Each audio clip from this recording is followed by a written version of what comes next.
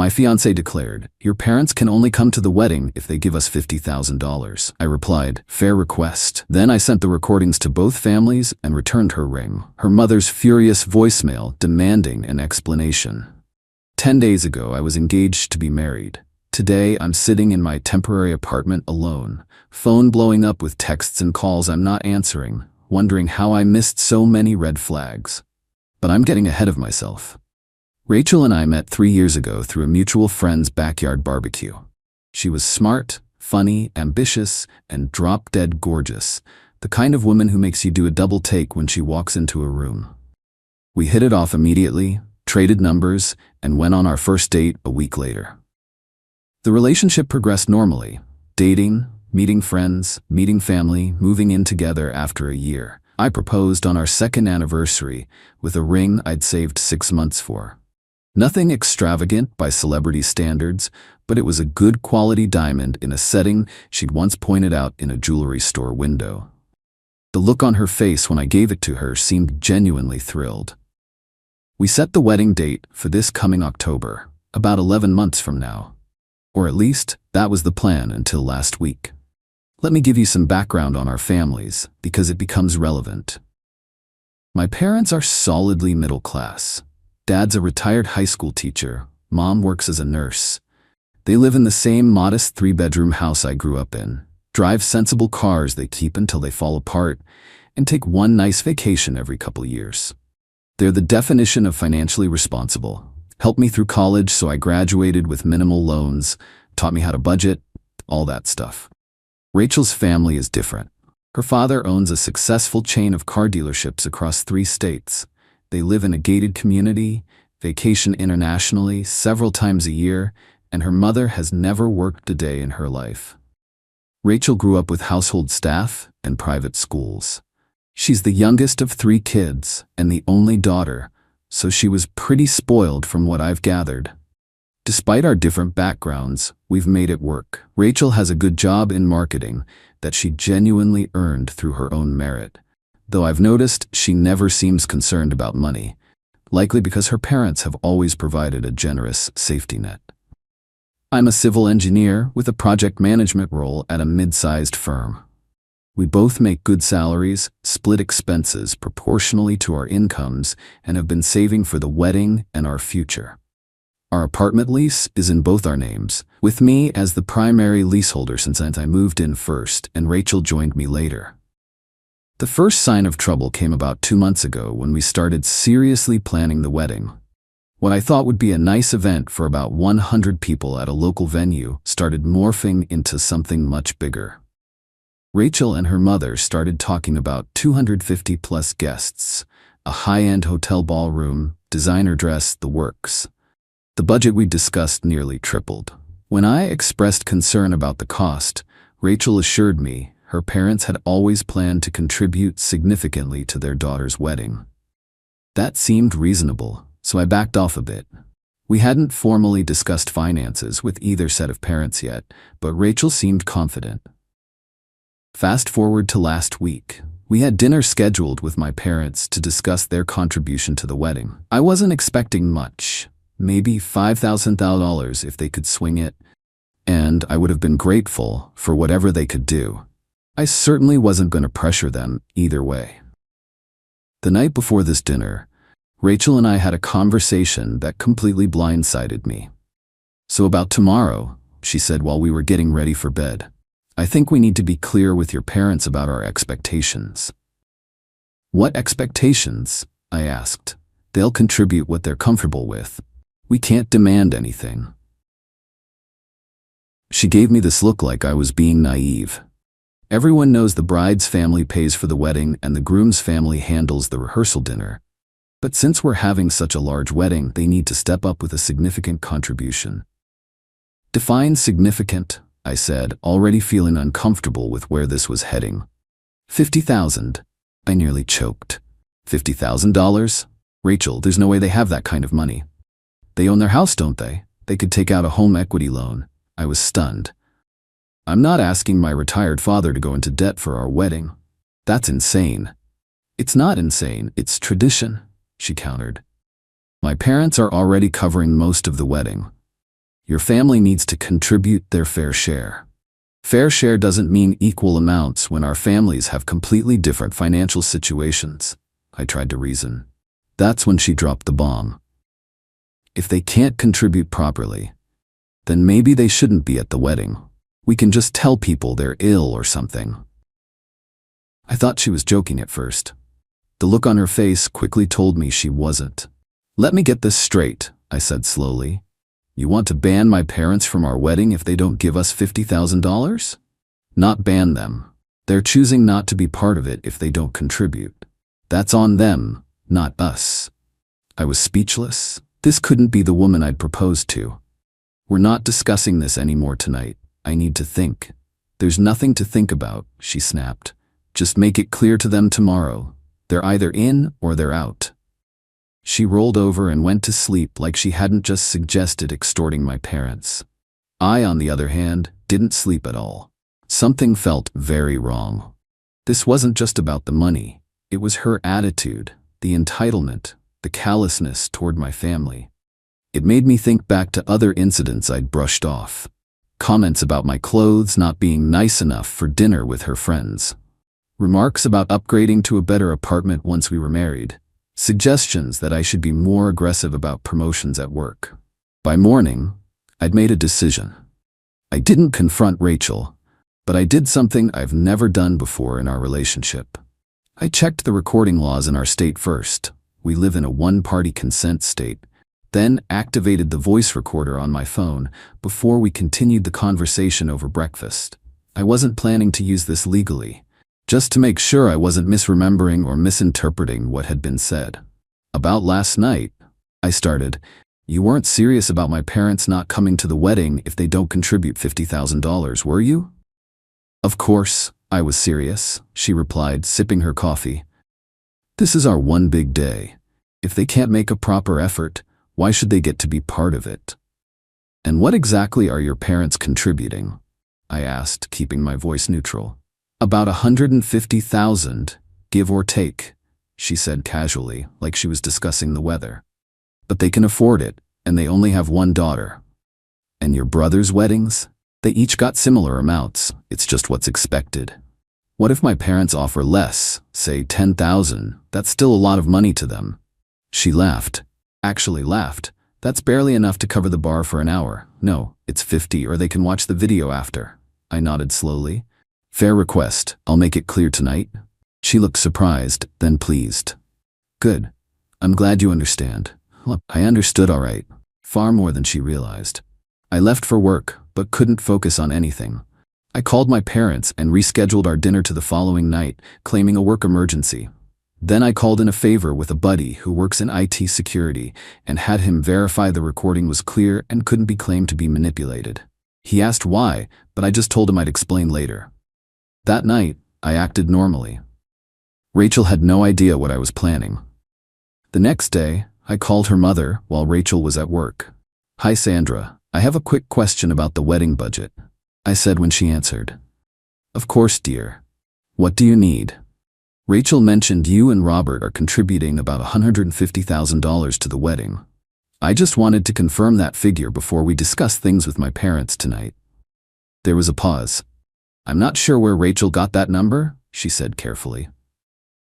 We've always told the kids we'd give them each $30,000 toward their weddings. That's what her brothers received. Interesting. So Rachel had inflated her parents' contribution by $120,000. I see, I said. And is it also your expectation that my parents contribute $50,000? Another pause. Heavens no, we'd never presume to tell another family what to contribute. That's entirely up to them. What if they can only afford much less, say a few thousand? Then that's their gift, and it should be appreciated, Sandra said firmly. Robert and I know we're fortunate financially. We'd never hold another family to our standards. Thank you for clarifying, Sandra. That's very helpful. After hanging up, I made another call to a local jeweler to find out my options for returning the engagement ring. I learned that in our state, engagement rings are typically considered conditional gifts that should be returned if the wedding is called off, though I wasn't planning to make a legal issue of it regardless. That evening, I picked up my parents before Rachel got home from work. I explained that I needed to talk to them privately first and asked if we could use their house. They looked confused but agreed.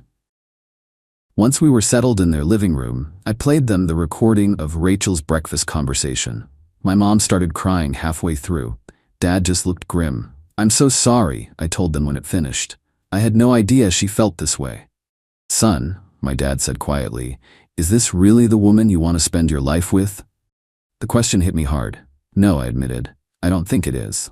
"What are you gonna do?" Mom asked, wiping her eyes. "End it, tonight."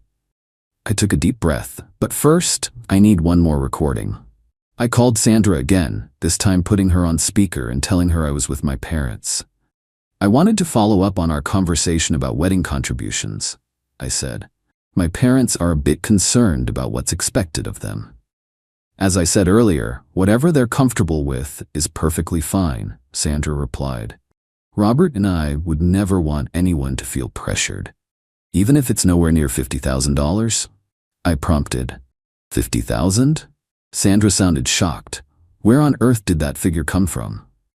"From Rachel. She said my parents either need to contribute $50,000 or they shouldn't bother coming to the wedding." The silence that followed was deafening. I don't know what to say." Sandra finally responded. "That's absolutely not how Robert and I feel. I'm horrified that Rachel would suggest such a thing." "Thank you for clarifying, Sandra," I said. "I think there's been some miscommunication somewhere." After hanging up, I hugged my parents and asked them to stay home.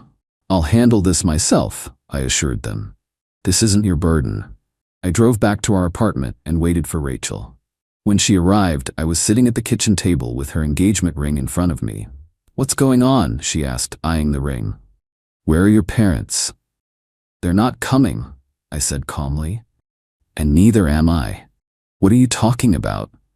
I placed my phone on the table and played both recordings, first our breakfast conversation, then the call with her mother. Rachel's face went from confusion to shock to anger. "You recorded me?" she hissed when it was finished. "That's a violation of my privacy." "No, it's a protection against your lies," I countered. "You told me your parents were giving us $150,000 when they actually committed to $30,000. You demanded my parents go into debt for $50,000 or be excluded from our wedding. Then you lied about it to your mother." "I didn't lie," she spluttered. "I just anticipated. My parents always give more than they initially offer." "Sandra seemed pretty clear about the amount, and she was horrified about your ultimatum to my family." "You had no right to go behind my back," she shouted, "and you had no right to try to extort my parents," I shot back. "The wedding is off, Rachel. So is our engagement." Her demeanor changed instantly. The anger transformed into tears. "You can't be serious. We can work this out. I was just stressed about the wedding costs." "No, you showed me who you really are. Someone who sees my family as an ATM, who lies to get what she wants, who values money over people. I'm grateful I found out now instead of after we were married." "Please," she begged, reaching for my hand. "I love you. I'll apologize to your parents. We can have a smaller wedding." "It's not about the size of the wedding," I said, pulling my hand away. "It's about respect and honesty. You've shown me you don't value either." I slid the ring toward her. "I've already packed some essentials.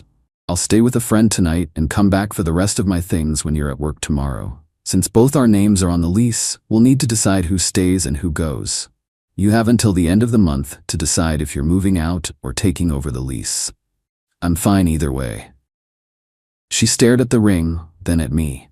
"You're making a huge mistake." "No," I said, standing up. "I almost made a huge mistake. I'm fixing it now." I walked out, ignoring her calls after me. As I drove away, my phone started blowing up with texts from Rachel. I turned it off. The next morning, I went back to the apartment as planned. Rachel had left for work, but she'd clearly had a rough night. There were tissues everywhere, an empty wine bottle on the counter, and the ring still sitting untouched on the kitchen table. I packed my things efficiently, took only what was undisputedly mine, and left my key on the table next to the ring. Then I blocked Rachel on all social media and on my phone. By that evening, the drama had escalated. Rachel had apparently called her parents in hysterics, telling them some twisted version of events where I had suddenly dumped her over money issues. Sandra called me, furious until I offered to send her the recordings. After listening, her tone changed completely. "I owe you an apology," she said, sounding deflated. "I had no idea Rachel would behave this way. Robert and I didn't raise her to be so mercenary." "I think you did your best," I replied. "Adults make their own choices." 3 days after the breakup, Rachel's mother left me a voicemail that still haunts me. "How dare you humiliate my daughter this way? After all she's done for you, after how she's helped elevate you. She could have had anyone, but she chose you, and this is how you repay her? By recording private conversations and sharing them with everyone?" Her father and I demand an explanation. Seems Sandra had switched back to blaming me after Rachel worked on her. I didn't respond. Rachel's father called next. Unlike his wife, he was calm and measured. "I've heard the recordings," he said. "I'm not happy about how this has all transpired, but I understand your decision. For what it's worth, I'm sorry. This isn't how we raised her." It's been a week now. I've moved in with my buddy temporarily while I look for a new place. Word has spread among our friend group, with people predictably taking sides. Those who know the full story are supportive of my decision. Those who've only heard Rachel's version think I'm a monster who ambushed her and recorded her without consent. I haven't bothered to defend myself except to those closest to me. The truth has a way of coming out eventually. My parents have been incredibly supportive. Dad helped me move, and Mom keeps sending me home-cooked meals. They both tell me how proud they are of how I handled things, though I know they're sad too. They genuinely liked Rachel before all this.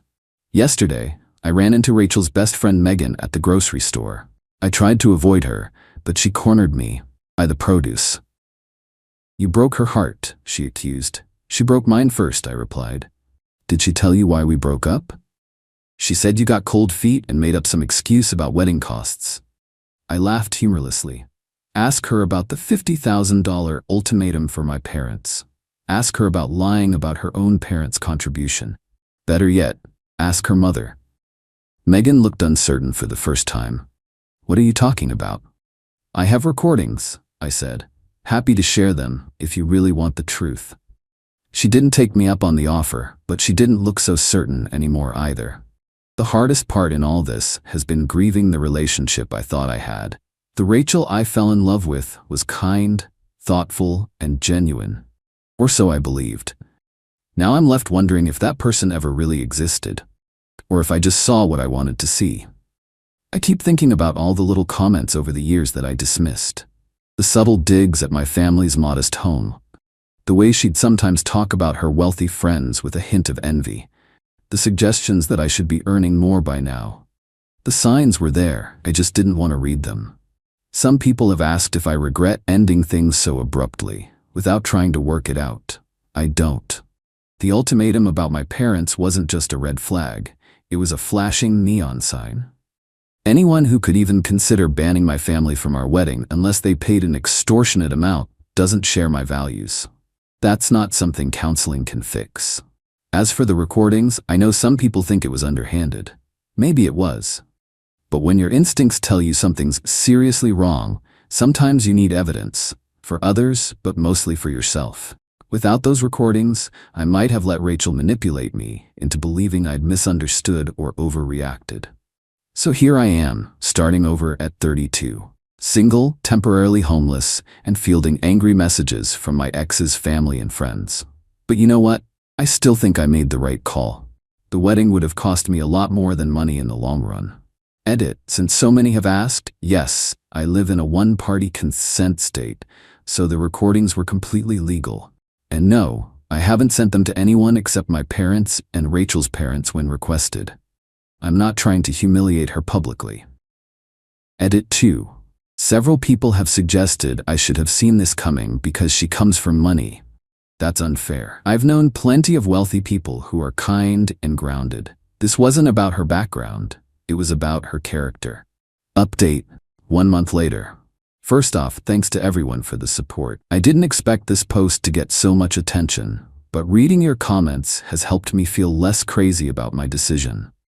A lot has happened in the past month. I've found my own apartment. Nothing fancy, but it's close to work and has enough space for me. Getting out of the lease on the old place was surprisingly easy. Rachel's father quietly paid the penalty fee to break the lease, and Rachel decided to move out as well. I didn't ask him to cover the lease penalty, but I'm grateful nonetheless. About a week after my original post, Rachel's mother showed up at my parents' house. My mom called me immediately, and I drove over, worried about what might happen. When I arrived, Sandra was sitting in their living room, looking uncomfortable. "I owe you all an apology," she said as soon as I walked in. "I've listened to the recording several times now, and I can't defend what Rachel said." Turns out, Rachel had been spinning different stories to different people. She told her mother I was being stingy about wedding costs. She told her father I had suddenly developed issues with her family's wealth. She told friends I was controlling and had secretly resented her background all along. The recordings cut through all that. Sandra admitted she'd been in denial, not wanting to believe her daughter could be so callous. "We spoiled her," Sandra said, her voice breaking. "I see that now, but I never thought she'd try to extort my parents." I finished when she trailed off. She nodded, looking ashamed. "Robert and I are getting her into therapy. This isn't just about your relationship, it's about who she's becoming." I appreciated Sandra's honesty, but it was too late to change anything between Rachel and me. Some bridges, once burned, can't be rebuilt. As for Rachel herself, she's gone through several phases since the breakup. First came anger, furious texts and emails about how I'd betrayed and humiliated her. Then denial, messages claiming she never meant what she said, that I'd misunderstood. Then bargaining, offers to go to couples therapy, to have whatever kind of wedding I wanted, to sign a prenup giving me protection from her family's money. When none of that worked, she tried one last tactic: confession. She sent me a long email admitting everything, explaining she'd been caught up in wedding pressure and social expectations, that she'd been trying to impress her wealthy friends with an extravagant wedding. She claimed she never would have actually banned my parents, that it was just an empty threat made in frustration. Maybe some of that is true, but I can't unhear what I heard, and I can't unfeel the shock and revulsion I felt in that moment. Some bells can't be unrung. The friend group has largely stabilized. Those who initially took Rachel's side have mostly come around after hearing bits and pieces of the truth from various sources. I haven't shared the recordings widely, but I did let my closest friend listen after he was bombarded with Rachel's version of events. "Holy shit," was all he said afterward. "You made the right call." Rachel moved back in with her parents temporarily. According to mutual friends, she's telling people she's taking time to reassess her priorities after our breakup. I hope that's true. Despite everything, I don't wish her ill. I just wish she'd been the person I thought she was. My parents have been my rock through all of this. Dad keeps telling me I dodged a bullet, and Mom has been quietly setting me up with the daughters of her friends. I'm not ready to date yet, but I appreciate the normalcy of it all. The engagement ring is still with Rachel, as far as I know. I told her to keep it or sell it. I don't care either way. Some people have said I should have demanded it back since the wedding was called off. And legally, I might have had a case in our state where engagement rings are typically considered conditional gifts. But honestly, I just want to move forward. Fighting over material things would only prolong the connection. So that's where things stand. I'm rebuilding, one day at a time. I've thrown myself into work, started going to the gym regularly again, reconnected with friends I'd somewhat neglected during my relationship. The pain isn't gone, but it's different now. Less sharp, more hollow. What surprises me most is the relief. I didn't realize how much tension I'd been carrying, how many little compromises I'd been making, until I stopped. It's like putting down a heavy backpack you've been wearing so long you forgot it was there. A wise person in the comments said something that stuck with me. When someone shows you who they are, believe them the first time. Rachel showed me who she was. I believed her. And painful as it was, I'm grateful for that moment of clarity. Because as much as this experience cost me, staying would have cost so much more. Final update, 6 months later. I wasn't planning to post again. but I've received so many messages asking for an update that I figured I'd share where things stand 6 months after the breakup. Life has settled into a new normal. My apartment feels like home now. Work is going well. I actually got promoted last month, partly because I've been so focused on my projects as a way to distract myself. My family and true friends have been unwavering in their support. I ran into Rachel at a mutual friend's birthday party last weekend, our first face-to-face meeting since the breakup. I'd known she might be there, but decided to go anyway. I refused to let her presence dictate my choices. When we saw each other, there was an awkward moment of recognition across the room. She looked different, thinner, more subdued somehow. After about an hour of careful avoidance, she approached me when I was alone by the drinks table. "You look good," she said simply. "Thanks. So do you." She twisted her hands together nervously. "I've been in therapy, twice a week." "That's good," I replied, not sure what else to say. "I want you to know I understand now why you left," she continued. "I wouldn't have stayed either if the situation was reversed." I nodded, surprised by her candor. "My therapist says I've spent my life equating money with love," she added. "It's how my parents showed affection. It's messed up my perceptions." "That makes sense," I acknowledged. "But it doesn't excuse what you tried to do to my family." "No, it doesn't," she agreed quietly. "Nothing excuses that. I'm just trying to understand why I did it so I don't repeat the pattern." We talked for a few more minutes. It wasn't comfortable, but it wasn't hostile either. Just two people who once meant everything to each other, now trying to be civilized adults. As for her family, things have developed there too. Her father called me about 2 months ago asking to meet for coffee. I was hesitant but agreed. Robert is an imposing man, successful, confident, used to being in charge. But when we met, he seemed humbled. "I failed as a father," he said bluntly over his coffee. "I taught my sons the value of hard work, but with Rachel, I just gave. Anything she wanted. I thought I was showing love, but I was creating entitlement." I didn't know how to respond to that. "I'm not asking you to reconsider your decision," he continued. "What's done is done, but I wanted you to know we're trying to help her change." He also mentioned that they've scaled back financially. No more unlimited credit cards. Rachel has had to budget for the first time in her adult life. She moved into her own apartment recently, more modest than what she's used to. And she's paying for it herself with her marketing salary, which is substantial but no longer supplemented by her parents. Some mutual friends think I should give her another chance, now that she's showing signs of growth. I don't see that happening. Too much was revealed, too much trust was broken. I believe people can change, but I don't believe I have to be the one to witness that change up close. On my end, I've started dating again. Nothing serious yet, just casual dinners and getting to know new people. I'm more cautious now, more observant of how potential partners treat service staff, how they talk about money, how they react when plans change or things don't go their way. Small indicators that reveal character. I still have the recordings, though I haven't listened to them in months. They served their purpose. They gave me clarity when I needed it most, helped me resist gaslighting, allowed me to explain to those closest to me why I made the choice I did. But they're also a reminder of a painful time, and I've considered deleting them to fully move on. The wedding date we'd set would have been last month, October 16th. I took the day off work, half expecting to feel depressed.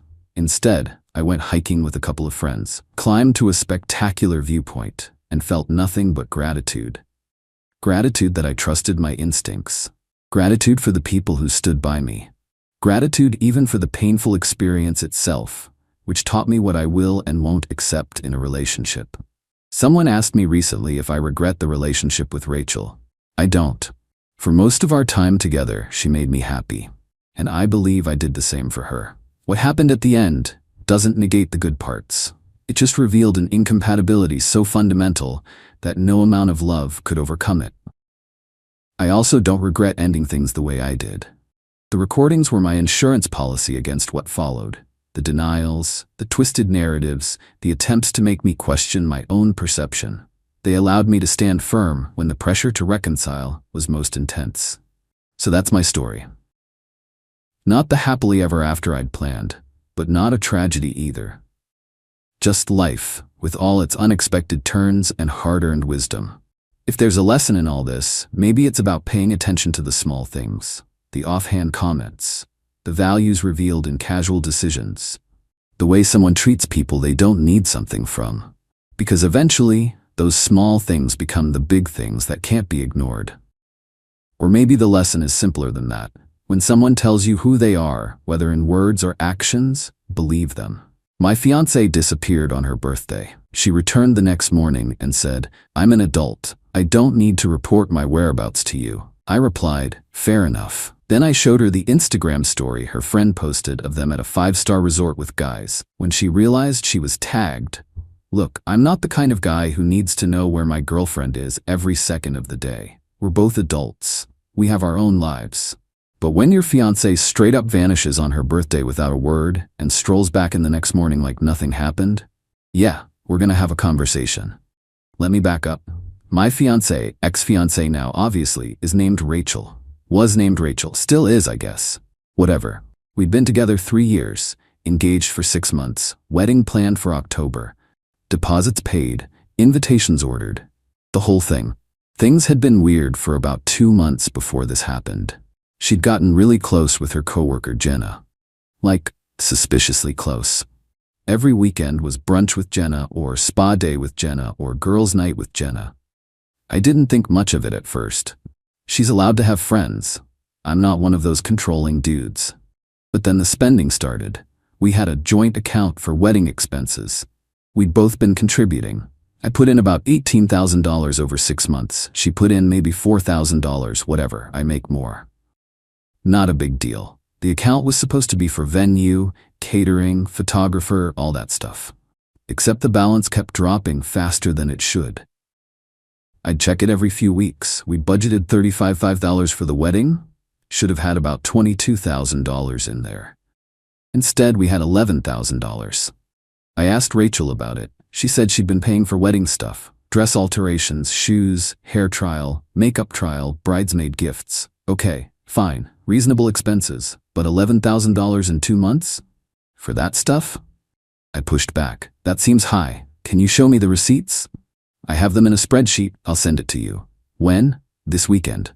Weekend came and went. No spreadsheet. I asked again Monday. She said she forgot. Asked again Wednesday. She got defensive. Why are you interrogating me? You don't trust me with money? I just want to see where $11,000 went. And I told you I'll show you. Stop nagging me. Red flag. But I figured I'd wait for her birthday, then sit down and go through it together. Give her one more chance to be transparent. That conversation never happened. Then came her birthday. May 15th. She turned 28. I'd planned a nice dinner, made reservations at this Italian place she loves. Bought her a necklace she'd been eyeing. Nothing crazy, like $800. Wrapped it nice, had flowers delivered to her office. She seemed off all day, texting constantly, smiling at her phone. When I asked what was up, she said, "Nothing, just excited for tonight. We were supposed to meet at the restaurant at 7. I got there at 6:50. Waited. 7 came and went. 7:15, 7:30. I texted her. Where are you? No response. Called. Straight to voicemail. Called again. Voicemail. By 8, I was worried, like genuinely concerned something had happened. I called her sister. Hadn't heard from her. Called her mom. Nothing. I called Jenna. Oh, Rachel's fine. She's just having fun with us. She'll text you later. And she hung up. What? Having fun with us? It's her birthday dinner. With me. Her fiancé. I sat in that restaurant for another 20 minutes, looking like an idiot, before I paid for my water and left. Drove home. She wasn't there. Her car was still in the driveway though, which was weird. I checked the house. Some of her stuff was gone. Overnight bag. Makeup. The nice dress she bought last week. Okay. So she'd planned this. She didn't forget. She deliberately ditched me. I texted her again.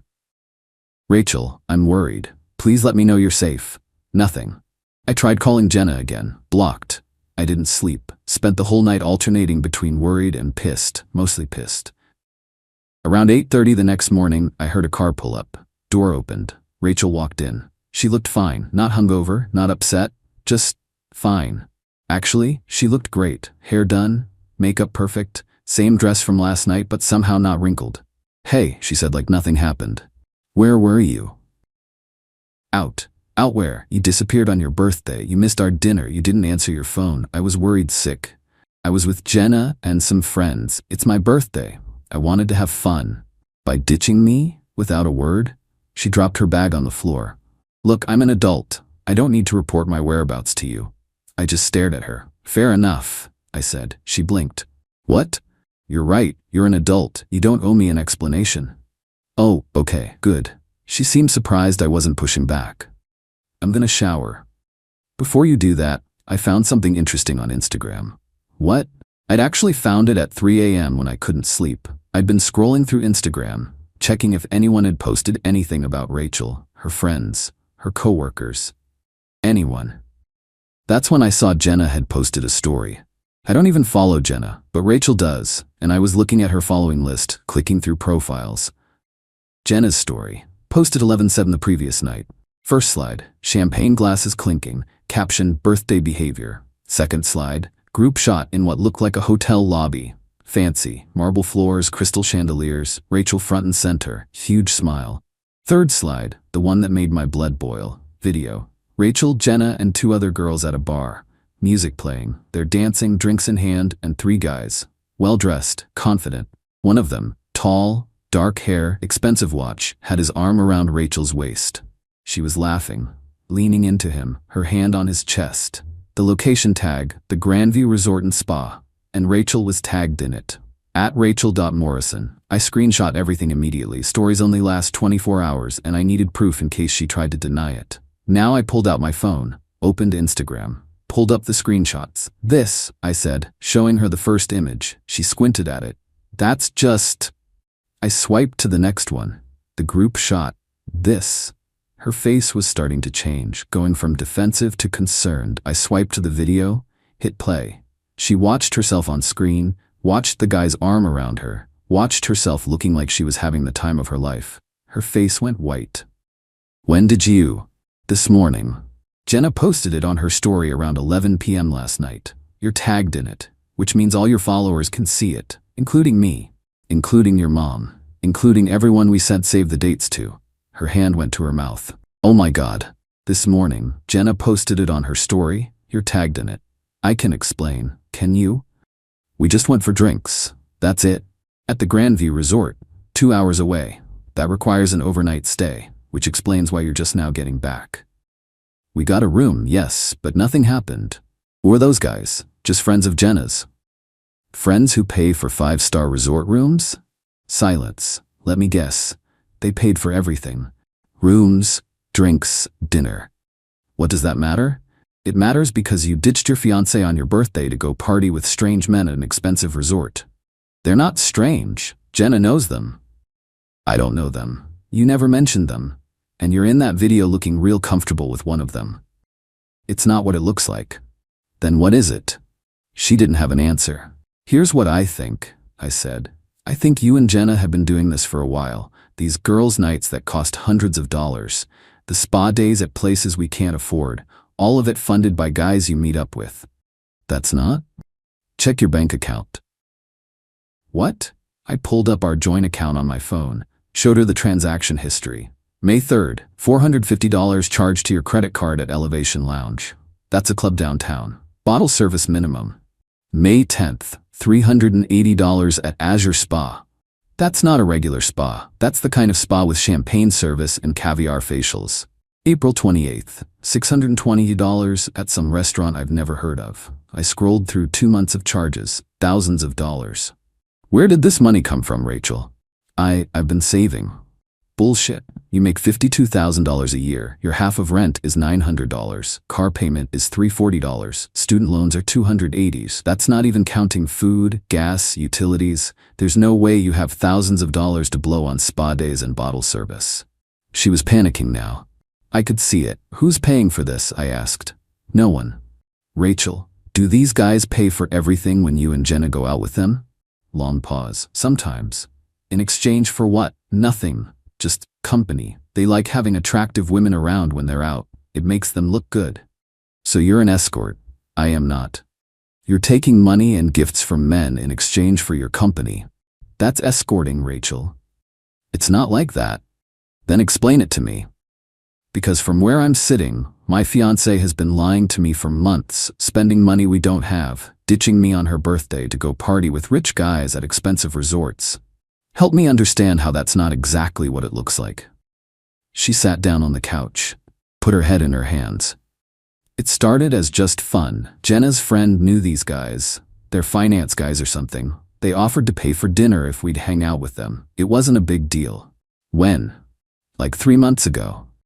3 months, right around when the weird behavior started, and it escalated from there. They started inviting us to nicer places, clubs, resorts, trips. They'd pay for everything. It felt nice being spoiled.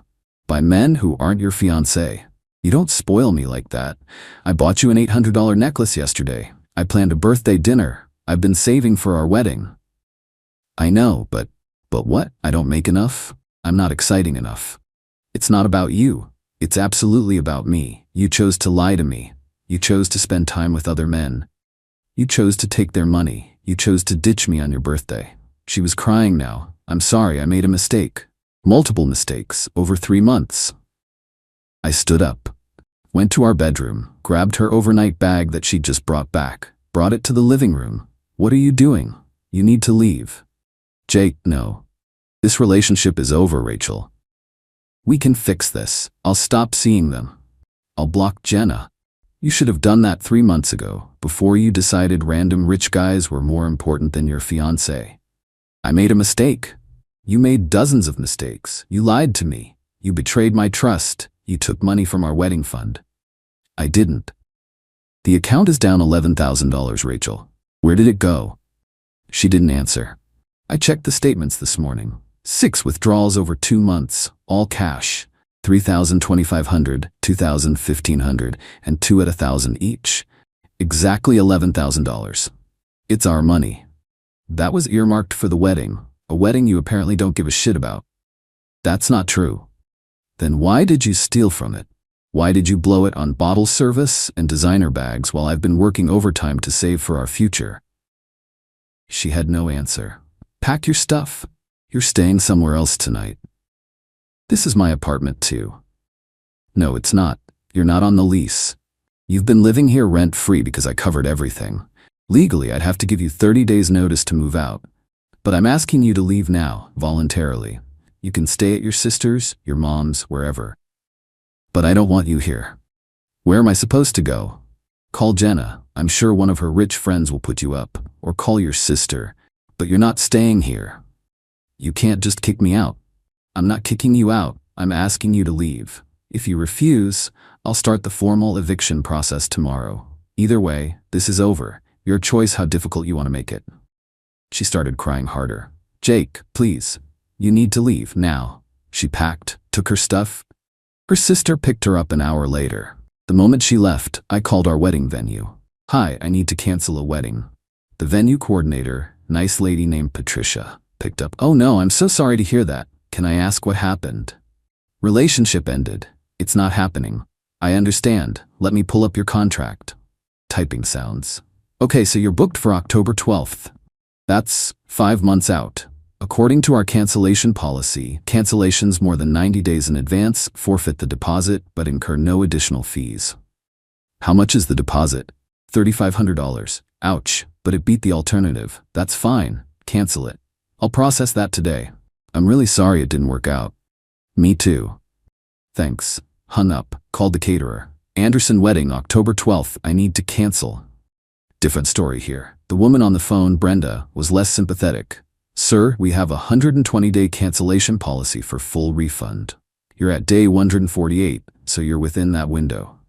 However, we began ordering specialty items for your menu last week based on your confirmed headcount. Those items are non-refundable from our suppliers. We'll need to charge a restocking fee of $1,200 to cover those costs. We'd paid $6,000. $1,200 fee meant I'd get back $4,800, so I get back $4,800? Correct. Fine. Process it. I'll email you the confirmation. Next, the photographer. I'd hired this woman named Sarah. Young, talented, great portfolio.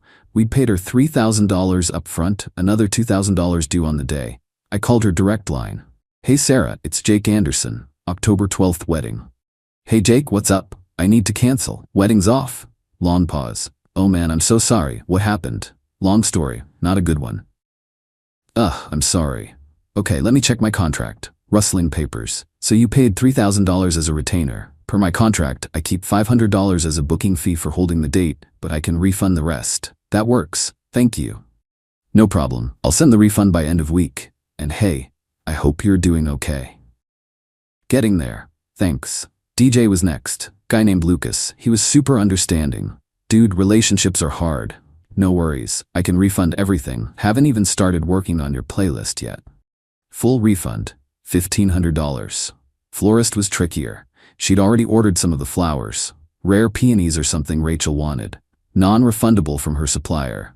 I can refund $800 of the $1,200 you paid. The other $400 covered the specialty orders. Fine, whatever. Cake was easy, hadn't even had the tasting yet. Full refund, $650. Invitations were the big win. We'd ordered 200 custom invitations through this online company. Hadn't been printed yet, caught it just in time. Full refund, $480. I made a spreadsheet as I went, tracked every cancellation, every refund. Venue, $3,500 lost.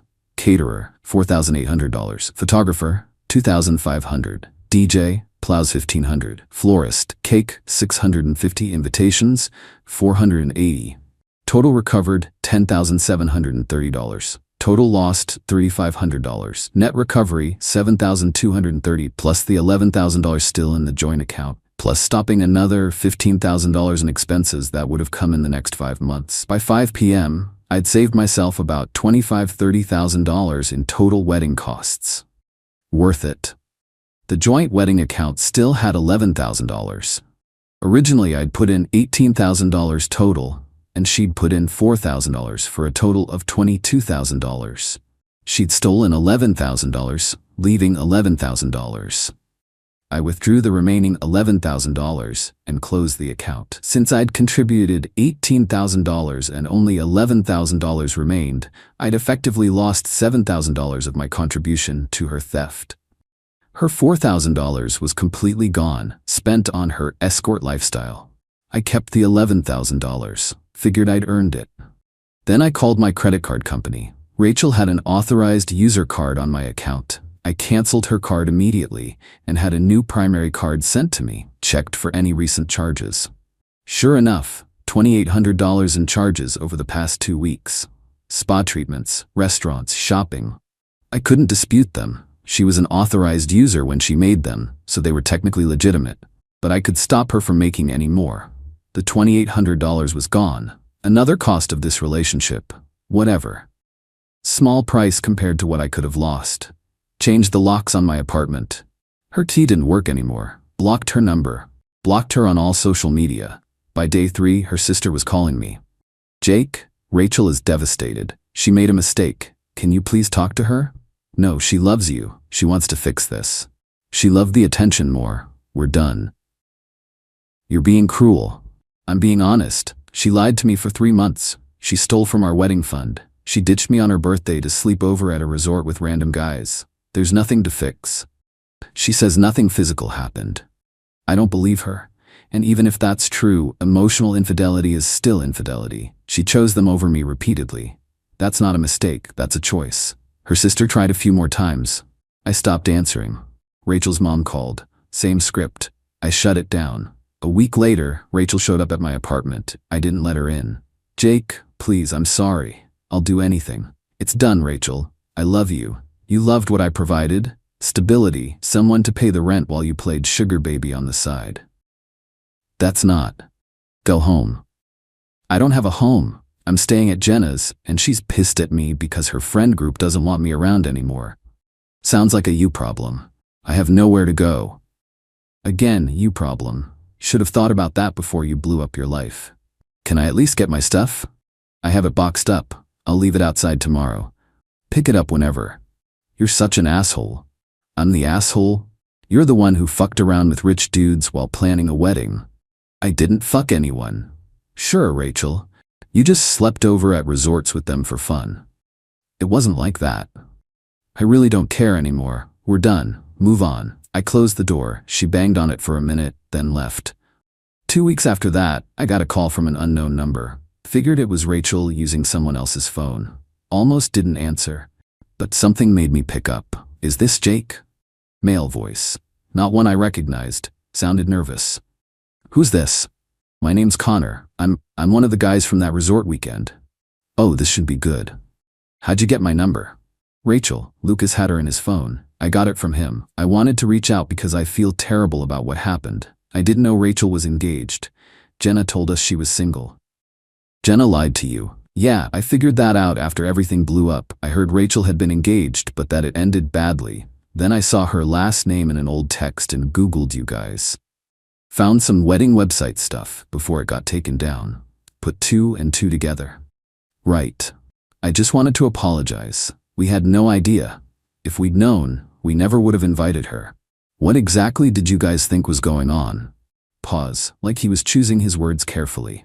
Jenna pitched it as like professional companionship. Her and her friends are fun, attractive, good conversationalists. We're busy guys who don't have time to date seriously, but like having company when we go out. We pay for nice dinners and trips, they hang out with us, everyone has a good time. No expectations beyond that. That's escorting. I mean, legally, no. There's no transaction of sex for money. It's just paying for someone's company. Semantics. Maybe. But it's a thing, more common than you'd think. And you didn't think it was weird that these women needed money to hang out with you? Honestly? No. We're not relationship material. We work 80-hour weeks. We travel constantly. We're not looking for girlfriends, but we like going to nice places and having fun people around. It's mutually beneficial. Sure. Look, I'm not trying to justify it. I'm just explaining how Jenna framed it. She said all the girls were single, unattached, just having fun. Did Rachel sleep with any of you? Long pause. Not me, but someone? Another pause. I think maybe. I'm not sure. She and my buddy Lucas left the bar together that night at the resort around midnight. Went back to his room. I didn't see her again until the next morning at breakfast.